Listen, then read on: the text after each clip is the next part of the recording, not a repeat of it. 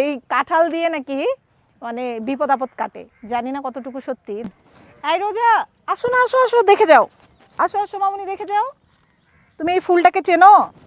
আসো, তোমাকে আজ আমি একটা নতুন ফুল দেখাবো, আসো না, একটা নতুন ফুল দেখাবো। এ দেখছো, এই ফুলটা একটু দেখাও না।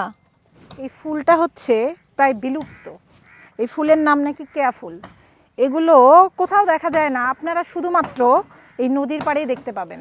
আমরা আছি এখন ভোলা জেলায় মেঘনার পাড়ে। এই ফুলগুলাকে কখনো আমরা কোথাও দেখি নাই, এগুলো বিলুপ্তই বলা যায়। আমি জীবনে প্রথমবার দেখলাম এই ফুলগুলা। নিবা বাবা, ফুল নিবা একটা? হ্যাঁ হ্যাঁ, এই যে নাও। আর একটা জিনিস দেখাই, একটু আসো। সেটা হচ্ছে এগুলো নাকি কেয়া কাঁঠাল, মানে কাঁঠাল নাই অথচ গাছ আছে, বুঝছো? কাঁঠাল নাই, গাছ আছে, কাঁঠালও আছে। কোথায় দেখি একটু? কোথায় কোথায়? ওরে একটু দেখাও। এই যে আবার সাপটা পাচ্ছে নাকি?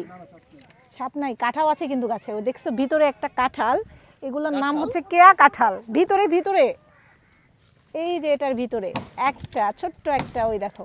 এগুলো কি খাওয়া যায় নাকি দাদা? তাহলে এগুলো দিয়ে করে কি?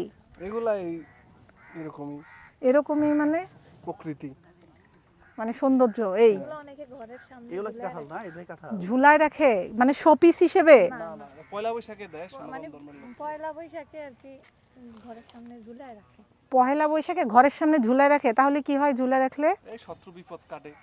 ও বিপদ আপদ কাটে, তার মানে এই কেয়া কাঁঠাল দিয়ে বিপদ আপদ কাটায়।